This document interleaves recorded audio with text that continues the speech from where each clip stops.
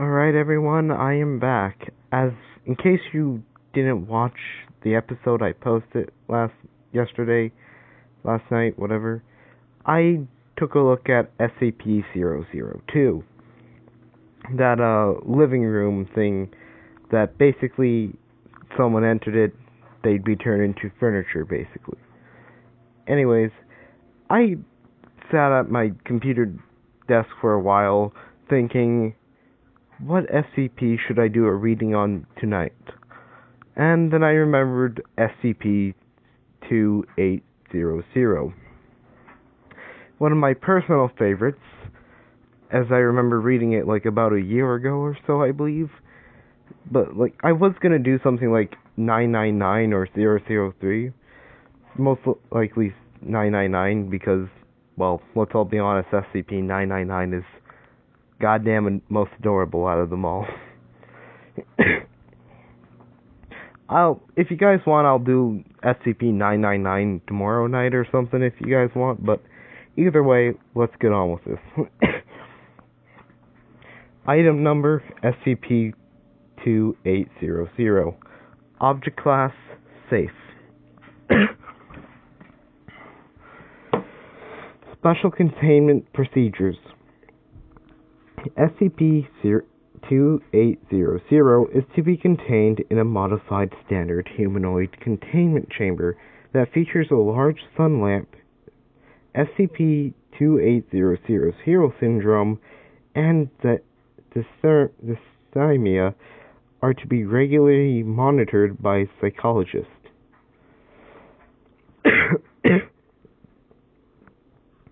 One possible SCP-2800 is to be given menial tasks where it can assist others while under close supervision.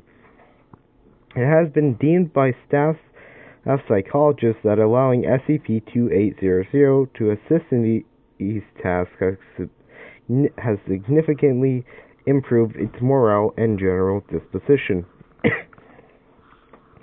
Regular psychological counseling and monitoring for self-harm is recommended for SCP-2800.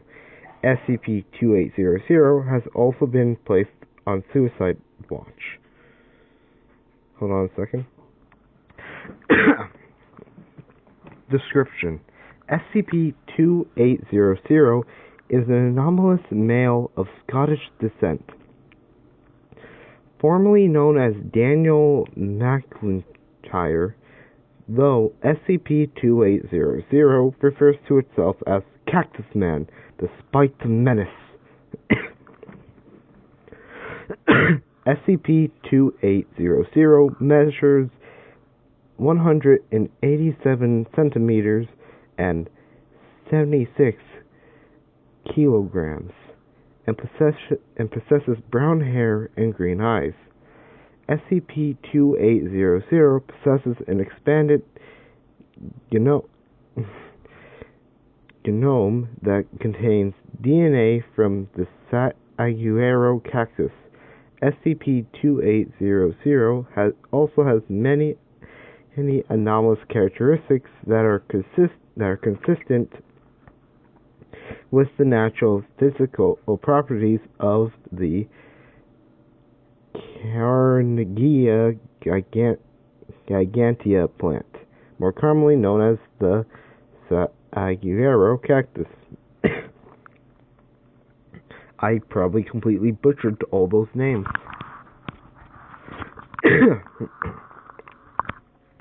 SCP-2800 has demonstrated the following anomalous capacities. The anomalous capacity to instantaneously grow 2 to 3 cm spines from all surfaces of its body. The spines fall off naturally, though SCP-2800 can also voluntarily detach these spines. The anomalous capacity to perform crassulacean acid metabolism photosynthesis. SCP-2800 can open pores on its body to function in a manner similar to stomata. Don't know what that is. The anomalous capacity to use water in a hyper-efficient manner. SCP-2800 can subsist on roughly one-third the amount of water needed for an average male of its height and build. SCP-2800 can produce roughly 15% the urea that a normal human of its height, build, and diet would normally produce.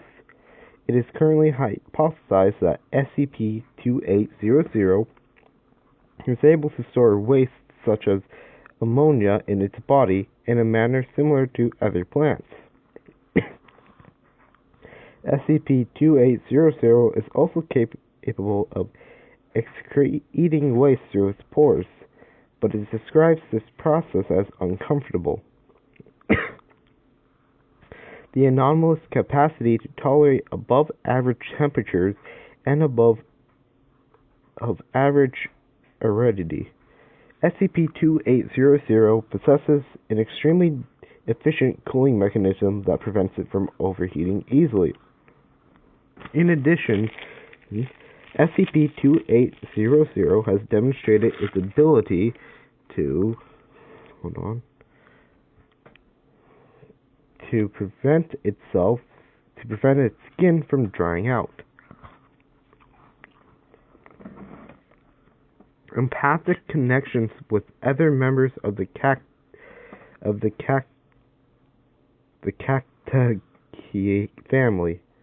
Through testing, it has been demonstrated that SCP-2800's metabolic rate increases significantly while it is communicating with cacti. Said cacti are noted to increase water and nutrient absorption from the soil they are planted in while SCP-2800 is communicating with them. SCP-2800 has been able to communicate with SCP-3388 without a cell phone and SCP-2497 without the standard light code. SCP-2800 has been diagnosed with several mental disorders, including dysthymia, chronic depression, and the hero syndrome. SCP-2800 expresses an extreme desire to assist others and intervene in situations, even if it is incapable of rendering any form of assistance in such situations. SCP-2800's inability to assist in many situations is believed to have been a cause of its dysthymia. SCP-2800 has expressed frustration in many cases due to its self-perceived inability to provide useful functions to others and has attempted self-harm in the past. SCP-2800 was captured by the Foundation while the organization was attempting to track and contain a reality-bending SCP object that had breached containment. SCP-2800 was found attempting to assault the escaped SCP object. Although this proved largely ineffective after the containment breach was resolved, the Foundation convinced SCP-2800 to be contained. SCP-2800 has been provided a number of potted cacti after its request for them was approved by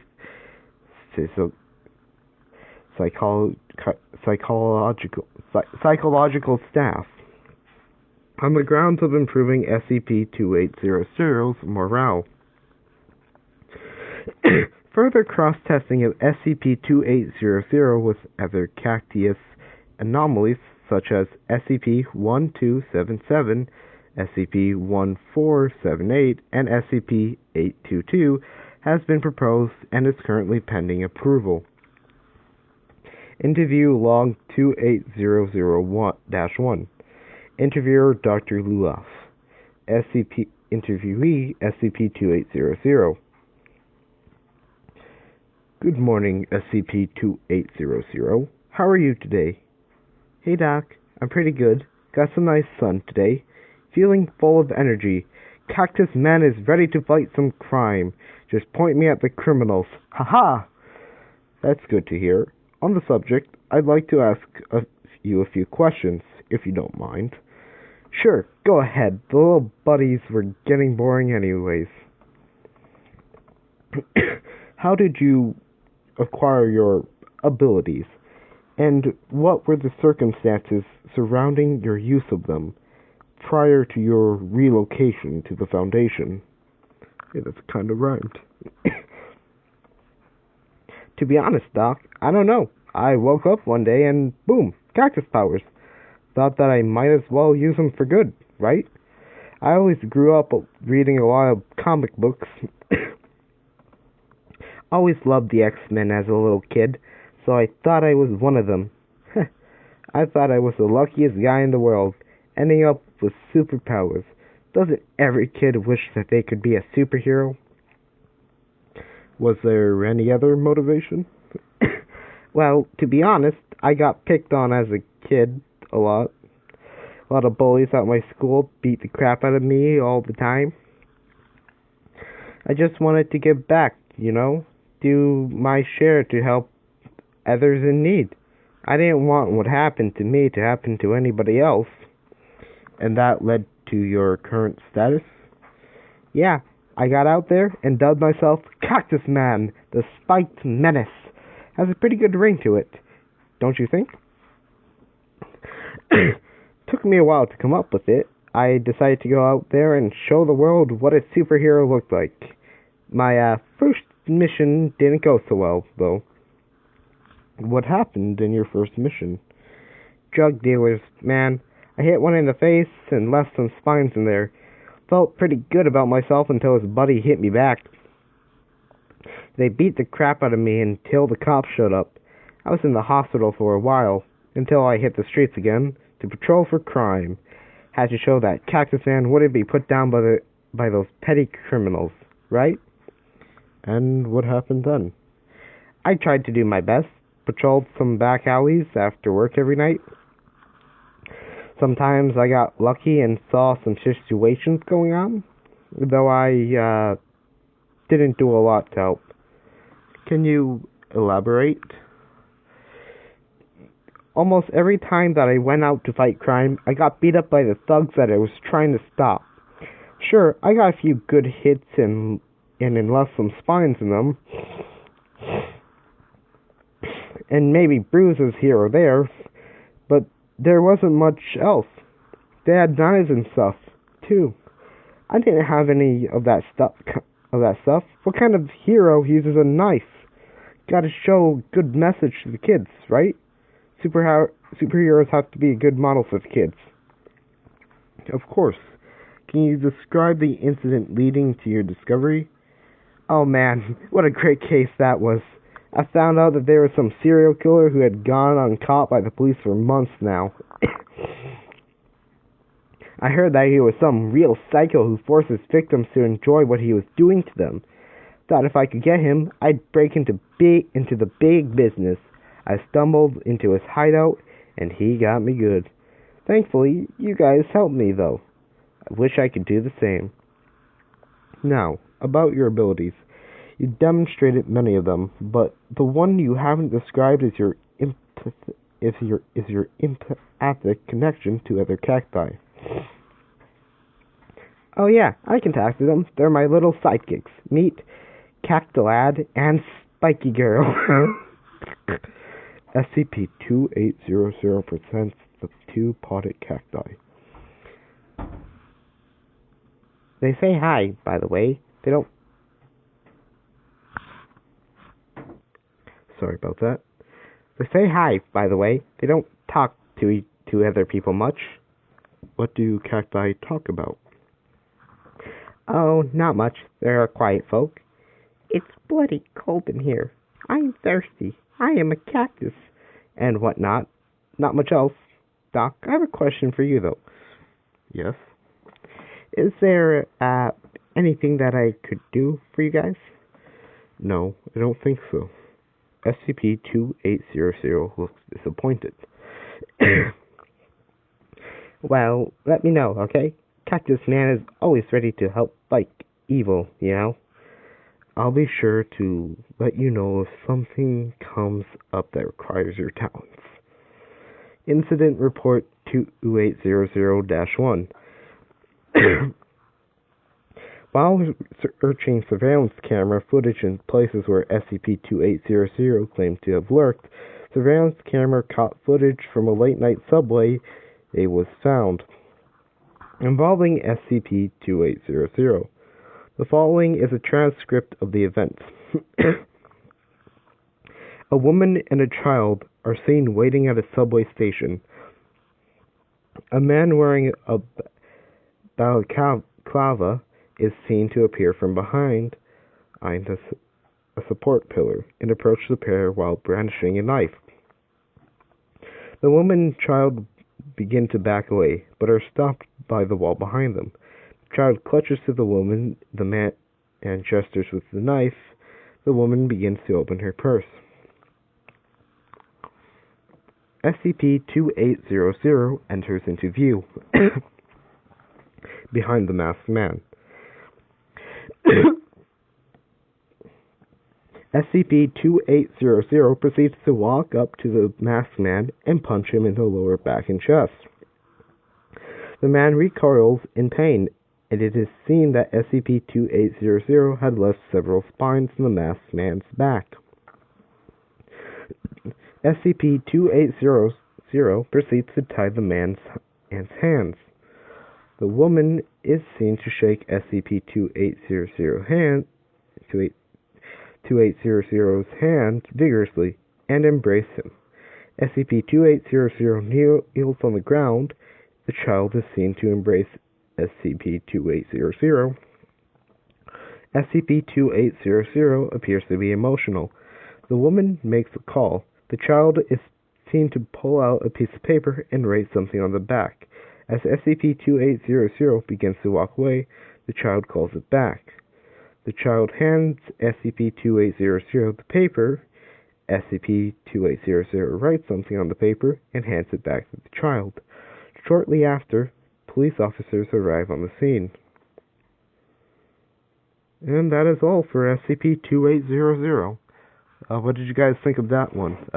This one, for me, is one of my personal favorites, so go ahead, let me know what you guys think.